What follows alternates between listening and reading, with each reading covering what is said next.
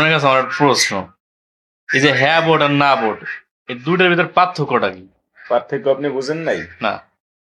পার্থক্য হলো গিয়া এইরকম, আগে সন্তান ওইটা অফ করেন, আগে ওইটা অফ করেন। সন্তান জন্ম দিছেন আপনি, হ্যাঁ, তো সন্তান বাবা ডাকবে কারে? আমাকে ডাকবে। আপনাকে ডাকবে। আমাদের যে আইন, মুসলিম আইন হুম, অনুসারে, যখন স্বামী স্ত্রী যদি আপনার সাথে ভাবির সাথে যদি ছিন্ন হয়ে যায়, আইন অনুসারে সন্তান পাবেন আপনি। হুম। এখন এটা কিন্তু আপনাকে বুঝাইতেছি। হ্যাঁ, এখন বলেন যদি আপনি বলেন। আপনার যেভাবে কাজটা করতেছে এখন এই বর্তমান কি সরকার, অন্তর্বর্তীকালীন সরকার, হ্যাঁ, ডক্টর ইউনূস। ডক্টর ইউনূস সাহেব, তার সংস্কারের যে লেখাটা, এটার ভিতরে যা বোঝা যায়, তাতে সন্তান আপনি পাবেন না, সন্তান পাবে ভাবি। এখন তার মানে আপনার কথা মতে আমাদের বাংলাদেশের উচিত যুদ্ধ, নাতে ভোট দিয়া। হ্যাঁ, আমার ভোট ব্যক্তিগতভাবে আমি নাতে দেব।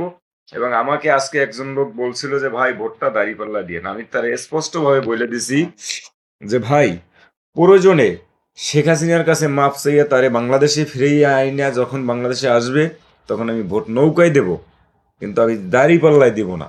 তাহলে আপনি এখন কারে ভোট দিবেন, ধানের শীষে? আমি ধানের শীষ আমার এলাকায় নাই। আমার এলাকা হলো ১১৩, পটুয়াখালী ১১৩, ১০ গলাচিপা ৩ আসন। আমার ওখানে হলো স্বতন্ত্র প্রার্থী, সাবেক ছাত্রনেতা, ঢাকা ভার্সিটির সভাপতি, সাধারণ সম্পাদক হাসান মামুন ভাই, আর হলো সাবেক ভিপি নুরুল হক নূর। আচ্ছা, আচ্ছা। তার মানে আপনি এখন আমি এলাকায় যাব, এদের কারো কথাবার্তার কোনো মিলজিল পাই না।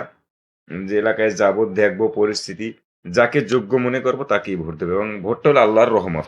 এটা যাক, আল্লাহর পক্ষ থেকে যার উপরে আসবে, আমি কেন্দ্রে যাব, ব্যালট আনবো, যার ব্যালটে যার ছবিটা আমি দেখবো, যেটা আমার ভালো লাগে, এ লোক দিয়ে ভবিষ্যতে কথাবার্তার কাজে কর্মে মিল আছে, হ্যাঁ।